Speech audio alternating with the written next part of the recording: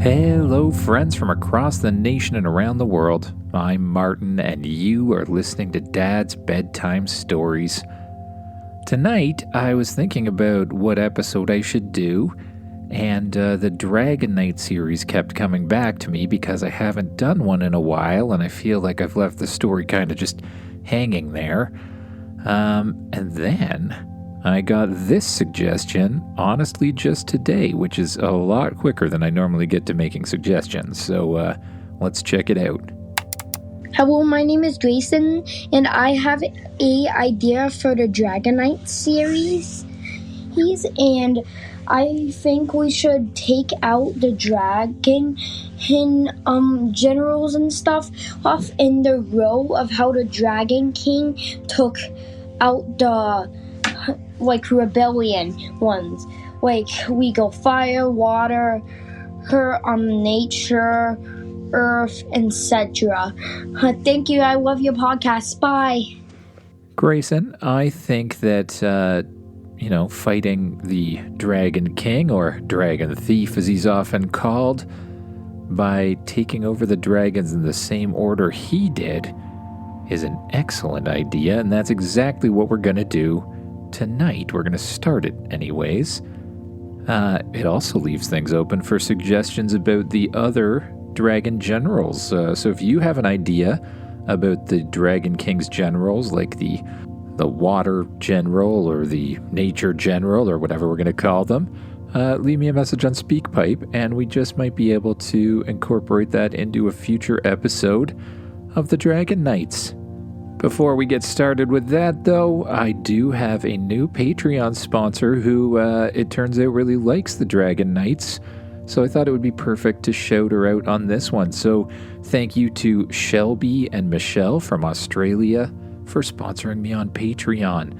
I have some more shout-outs to do on Sunday, but I just thought I should shout out Shelby on this one because it's the main series she's been listening to.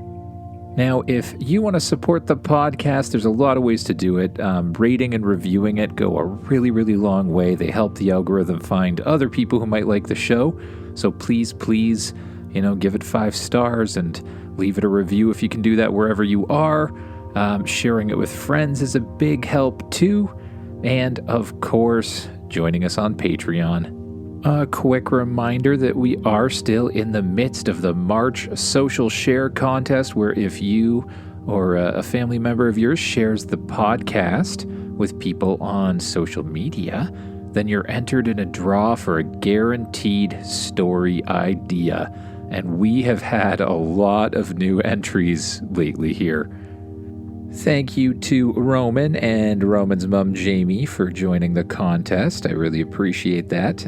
They shared it on Facebook. Yeah, Facebook, it says. Next up, thank you to Logan, Lily, and I believe their mother, Andrea, for sharing the podcast on Facebook as well. Thank you to Millie and Arlen for sharing the podcast on Instagram. That helps a lot. I appreciate it, guys. Thank you to Hunter T for sharing it on Facebook. Thank you to Colson for having his dad share it on Instagram. Thank you to Cecily for sharing it on Instagram as well.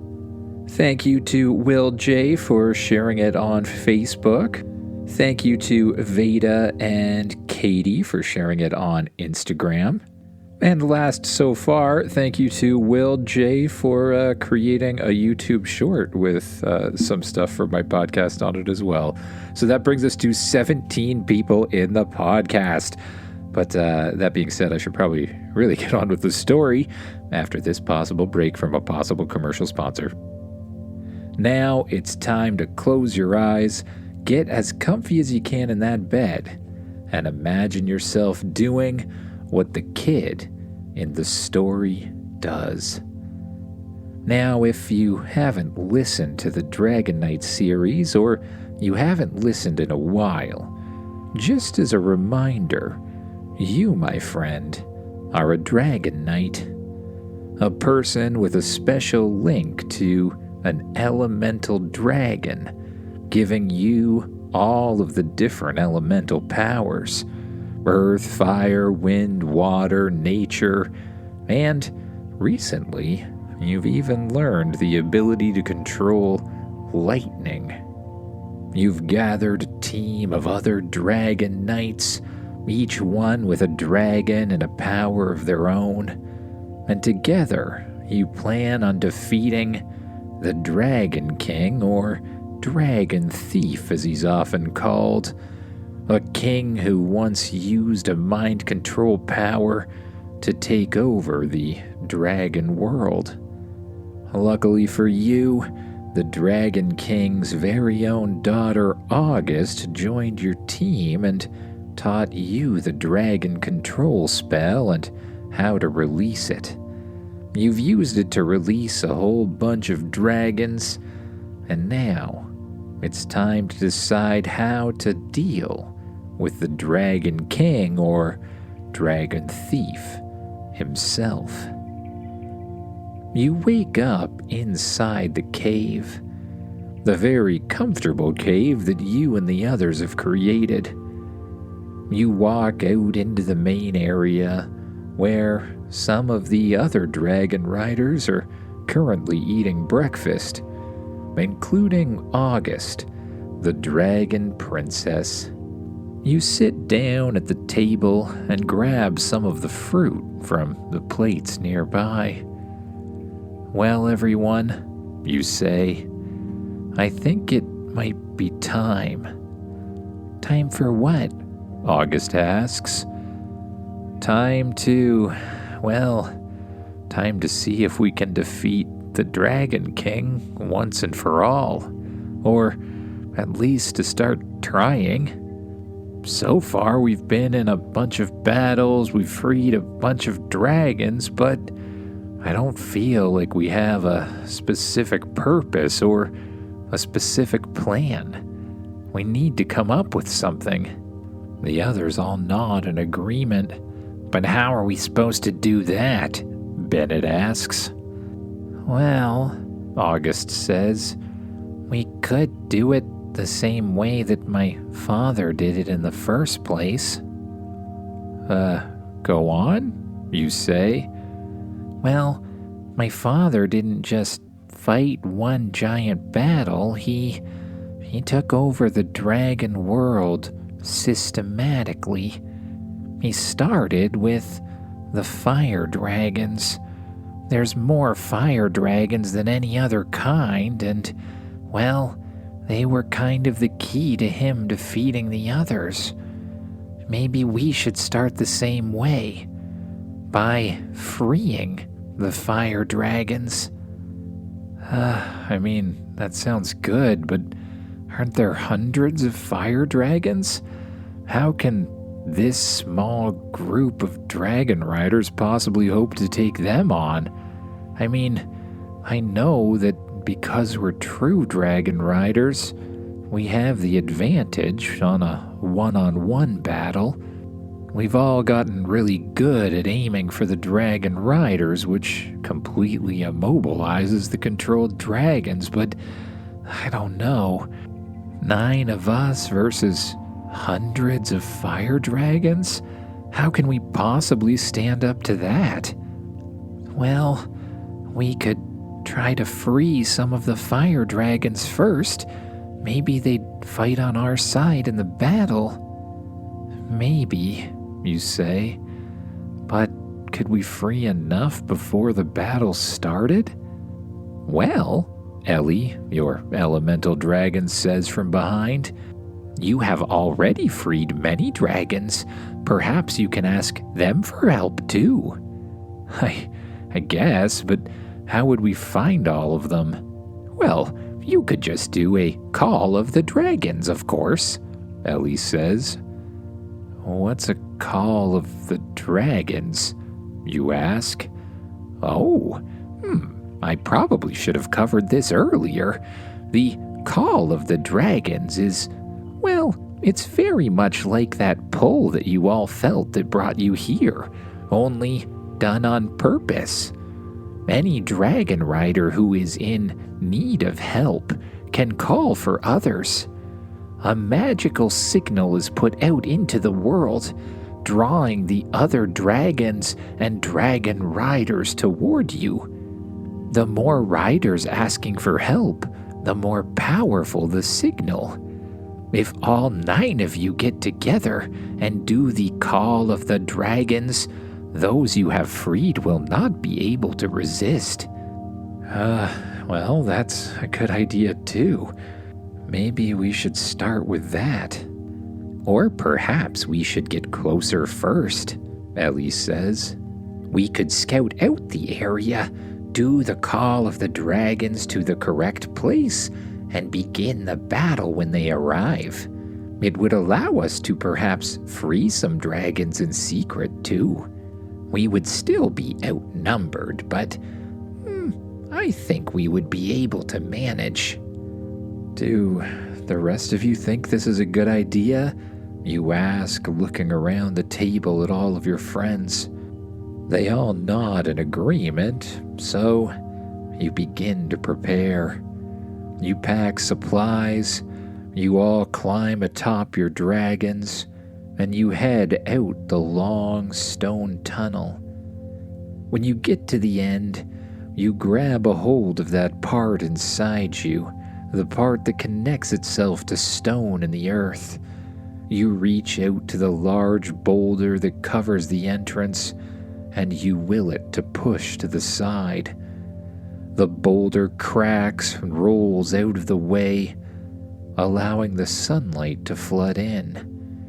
You and the others make your way out and close the door behind you, sealing it up to look like part of the mountain once again. Then you all take to the air. You take the lead while August and her elemental dragon, Eliara, fly behind. Elemental dragons, having control over all the elements, are some of the only ones that can actually create a field of invisibility. So, you work together to do just that, creating a huge invisible bubble around you and all of your friends. You fly in a sort of diamond-shaped formation through the skies, over top of forests and lakes, until you see large volcanoes erupting in the distance, the land of the fire dragons, the land of the coal mines where Ash and Cinder are from too. Ash and Cinder, knowing their way around the area, lead you over to a nearby mountain, one that looks out onto the volcanoes and the fire dragon area. You land at the top of the mountain, and quickly you go about creating a shielded cave here, a base from where you can observe the others in secret. Bennett, his earth dragon, as well as you and August and your elemental dragons, make a huge hole in the top of the mountain, one big enough for you and the other dragons to hide inside. Then you close all but a few viewing holes to spy through. You grab a pair of binoculars. Along with the others, you look out onto the fire dragon territory. Huge volcanoes with hundreds of fire dragons flying from place to place, commanding the workforce in the mines to work as hard as they can mining coal. On the outskirts, where the sun still reaches, you see large glass structures that look a lot like greenhouses. Sleeping in each one is a fire dragon. What are those? You ask, looking over towards August. August grabs a hold of the binoculars and checks out what you're looking at.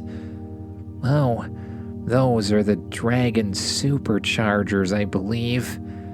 They give fire dragons even more power by supercharging them with heat. I believe the dragons take turns laying in them for hours at a time. Hours, you say?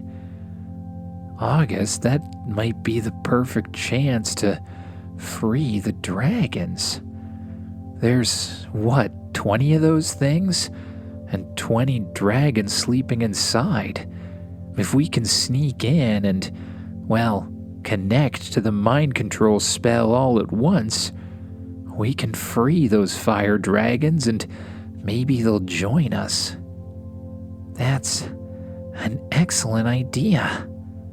Over the last few weeks, Eliara spent time teaching you and all of the others the mind control spell, not for the purpose of controlling animals, but for the purpose of releasing the control that had already been put on them, and to stop the spell from working on your own dragons the next time you face the Dragon King. It was truly the only way you could think of.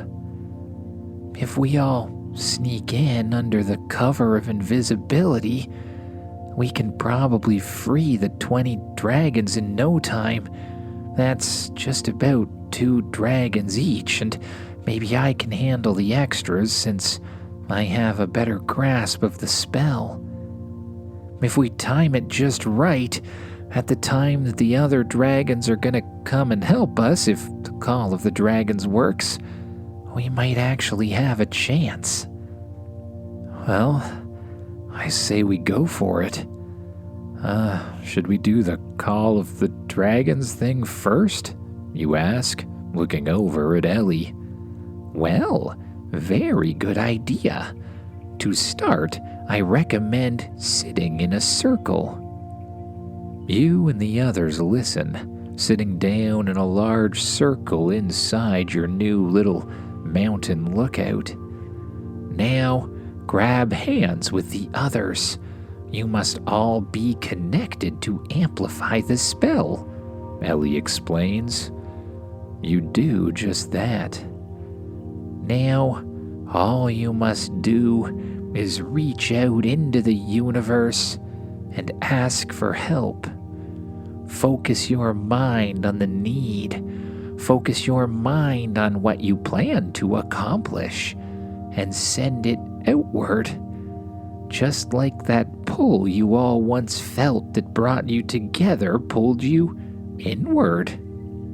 At first, none of you are sure what Ellie means, but immediately, when you start thinking about your goal, when you start thinking about the need for help, a strange pulling sensation appears at the very core of your being once again, the same kind of pulling sensations that drew you together. Your bodies light up, and the pull gets stronger and stronger and stronger until it suddenly disappears. I think it worked. I felt many dragon minds. I think some of them have even found new dragon riders, you say. Oh yes, that would have been the first thing they would have sought out. Dragons need a connection to their riders. Most of them would have been connected at birth, but having been without it so long, I cannot imagine how strong the pull would be. I too feel the connection. Dragons and riders are on the way. Many of them. But perhaps not quite enough. I say we get on with the other part of the plan. You speak with the others and decide that it's probably easiest if you all climb aboard Eliara and Ellie. That way they can keep you and the others in an invisible force field. You'll get close enough to the supercharging greenhouse structures and release the dragons as quickly as you can. If all goes well, you can convince them to fight with you before the others get there. You all summon your dragon armor and climb aboard the 2 dragons, the others waiting in the shadows to spring into action as soon as they're needed. Ellie and Eliara take to the air and gently glide down towards the fire dragon area in a shield of invisibility. They land as quietly as they can between patrols of the Dragon King soldiers wearing their red and black armor. You quietly climb off of the dragons, still covered in the invisible force field, and slowly you make your way toward the gigantic glass cages. Each one has a huge, magnificent fire dragon inside. You spread out in a circle, each of you facing one of the fire dragons, and together you reach out using your mind. You grab onto that strange thread that you can feel attached to the dragon's mind, the one blocking its connection to its dragon rider, and the one attached to its brain's control center. You grab a hold of them with your own mind, pull them off, and throw them away. Then you focus on the next dragon doing the same. Within minutes, the fire dragon's eyes stop glowing, and they begin to look around. What happened? They say. But before you can explain anything, one of the fire dragons flies up straight through the glass, breaking it apart.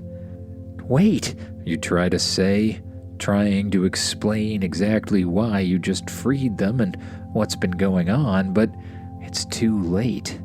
The dragons begin to attack their surroundings, breaking through the glass and leaping up into the air, spreading their wings and flying down to different areas of the fire dragon zone. What are they doing? You say. I believe they are finding their long-lost connections, Ellie says. You watch as one dragon lands on the ground beside a little miner, a miner covered in black soot.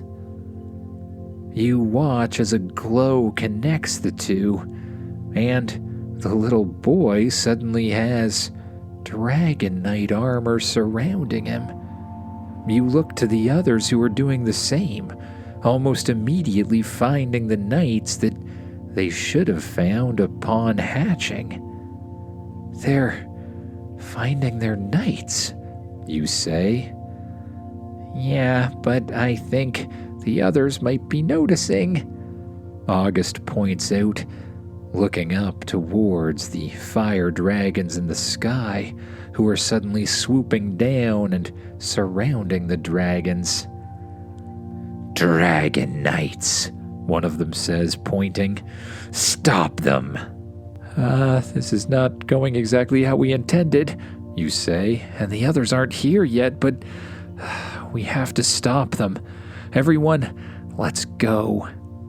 With that, you take to the air, grabbing a hold of the air within your body and shooting yourself up high into the sky. The others do the same. Eliara and Ellie take off, break out of their fields of invisibility, and begin launching rocks towards the fire dragons. Then bolts of fire, blasts of lightning, water, wind, and anything else they can handle. At the same time, the dragons from the other riders fly down from the mountain towards you, one of them lighting up with a strange green mist around it, the poison dragon. The lightning dragon begins to unleash bolts of lightning. The water dragon grabs a hold of the water and begins throwing it around, taking out as many of the riders from the bad dragons as it can. The wind picks up and starts swirling around, and vines reach up out of the ground, wrapping themselves around as many of the knights as they can. You blast towards one of the dragons and immediately tackle the dragon knight off of it. You spin around and unleash a bolt of lightning at the other, sending the dragon knight flying. You feel a blast of fire coming towards you. You grab a hold of it with your mind, spin it around your body, and send it back in the same direction, hitting the knight off of the dragon. But no matter how many knights you and the others defeat, more dragons keep coming, hundreds of dragons, until you find yourselves absolutely surrounded. A gigantic fire dragon lands in front of all of you, the fire dragon of the Fire General. I would suggest you put down your arms and surrender. Otherwise, we'll have to do this the hard way. You look at the others, then straight at the Fire General. Not a chance, you say, reaching down into the earth and unleashing 2 blasts of rock straight at the general. He ducks out of the way, blasts a plume of fire that you quickly avoid by leaping up into the air. You focus on the fire inside you and unleash a bolt of lightning straight towards the general. It hits the general, shocks him in place. He falls asleep and falls off of the dragon. But there's still too many of the others. Fire dragons flying in from every side, unleashing plumes of fire, until you feel a strange pull once again. The strange pull that brought you and the others together in the first place. This time, it feels like it's pulling you up towards the sky. You look for a second and you see other dragons. Only they don't have the Dragon King's men on top. They have dragon riders. Water dragons, earth dragons, fire dragons, air dragons, nature dragons, and even one very familiar legendary lightning dragon, all dive down out of the sky and unleash a barrage of different attacks all at once. Vines wrapping up guards, blasts of water freezing them in place, gusts of wind knocking them back, and of course stones blasting them off their own dragons. The attacks come from all different directions all at once, and the tide of the battle begins to change. One by one, the Dragon King's men are taken off of their own dragons and tied up or frozen or subdued in rock on the ground. And one by one, their dragons just land and sit there, very still, with their glowing dragon eyes, unable to do anything without those who control them. With the newly freed fire dragons, all of those who showed up, and your own crew, there have to be about 50, maybe even 60 dragon riders, true dragon riders in the battle. And it doesn't take long before every single one of the fire dragon's riders are completely knocked off their mounts. Some are frozen to the ground, some are encased in rock, others are tied up in vines, and some others have just been knocked out by a controlled burst of lightning. Around you is a sea of fire dragons, just sitting there with their glowing eyes. You gather with the others, take a minute to breathe, and then you begin making your way across the sea of fire dragons and releasing the spells one by one, freeing each of the dragons and allowing them to mostly, almost immediately, find their true dragon knights. For the most part, they're among the minors, the ones living where the dragons were born in the first place. Within the next couple of hours, hundreds of new dragon knights are united with their dragon for the first time, and hundreds of the dragon knights' soldiers are thrown in the prison. You find yourself in an odd position where suddenly all of the people of the Fire Dragon Village are looking towards you for answers, for orders, for direction. But you're feeling pretty tired. Is there anywhere to sleep around here? You ask. You're shown to a large building along with your friends, one that apparently belonged to the Fire Dragon General. Your dragons curl up around the house outside, and you and the others enter in. You find a whole bunch of guest bedrooms, each with a very comfortable-looking bed, and you head to the closest one. You throw back the covers, collapse onto the mattress, and pull them up to your chin. You close your eyes, and with each breath, your body begins to sink down into the mattress. Your muscles already feel tired from a very busy day, and they easily release the tension, allowing you to sink deeper and deeper into the mattress. And the more you breathe, the deeper you sink, and the deeper you sink, the better you feel. And eventually, your mind too begins to wander off to thoughts of new dreams, new adventures, and new dragons to come. Good night, everyone.